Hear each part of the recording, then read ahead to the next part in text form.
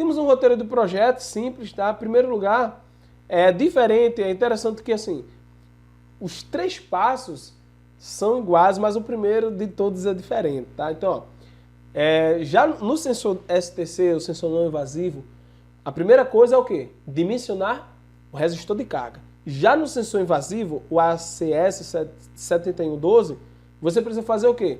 Ver no datasheet qual é a especificação do sensor. Aqui você vai precisar medir a tensão RMS da rede, a tensão eficaz. Então você vai utilizar um multímetro e vai colocar lá, vai aparecer 220, 217, ou dependendo da região do país que você está, você vai verificar que ele está em 125, 127, 128, enfim. Você vai precisar verificar se a sua rede elétrica é de 110 ou 220.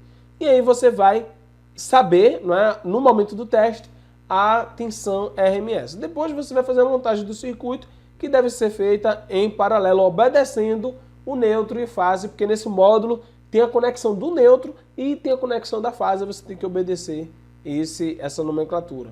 Tem a parte de construir o código, lembrando, como é que eu faço para saber a fase e o neutro da rede? Bota um teste. Onde acender é o fase, pronto, acabou-se. Aí você tem o quê? A construção do código, né? Aí você vai precisar fazer a mesma coisa, calcular o maior valor. Aí esse maior valor você vai fazer o quê? Você vai, com o valor RMS já medido, você vai encontrar um parâmetro de conversão, beleza? Você vai medir a RMS, a tensão RMS, a tensão eficaz da rede elétrica com multímetro. Por exemplo, deu 220. Aí você multiplica por 1.4, vai dar quanto? Vai dar aproximadamente 313, né? A tensão da rede elétrica, a tensão de pico da rede elétrica 220 é 313 volts. Aí você vai ter o quê? Poxa, a tensão de pico é 313 volts. E aí você vai ver o maior valor lido aqui para essa tensão de pico, tá? E legal que vai ser basicamente, você não vai ter muita diferença, tá? Do raciocínio, do desenvolvimento do projeto para os outros projetos de medição de corrente elétrica. É quase parecido. E depois você vai fazer os testes, tá? Então, ó, o que eu aconselho você fazer? Ó, o que é que eu coloquei aqui? Você tem que se preocupar com a ordem de grandeza, se a ordem de grandeza está próxima do valor real. Gustavo, por quê? Você vai ver que nos testes aqui, você vai ver que vai dar 225, 227. Poxa, Gustavo, você mediu 220 no seu sensor está dando 225, está errado. Calma, não é que está errado.